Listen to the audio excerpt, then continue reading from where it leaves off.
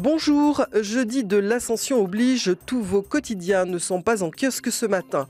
La composition du gouvernement Ayrault, annoncée hier en début de soirée, occupe largement les colonnes des journaux parus ce 17 mai.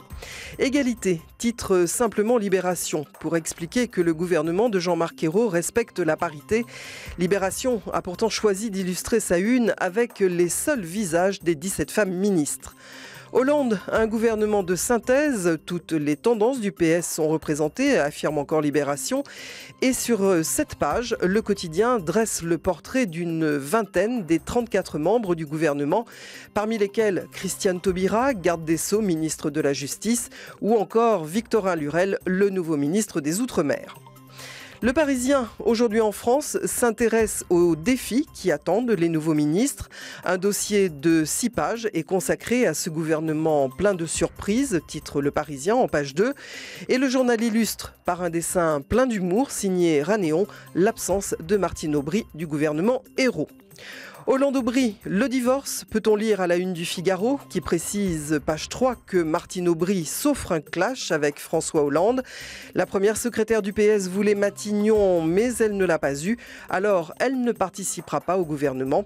Et le Figaro rapporte une petite phrase qui sonne comme une mise en garde. Martine Aubry a la responsabilité du parti du président, il ne faut pas jouer aux imbéciles.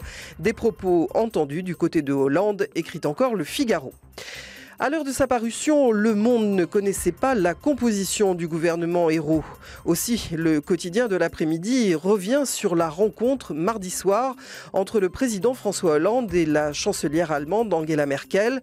Le duo franco-allemand s'accorde sur la Grèce, titre Le Monde. Faute de s'entendre sur une politique de croissance pour l'Union européenne, le tandem Merkel-Hollande a affiché sa détermination à soutenir Athènes.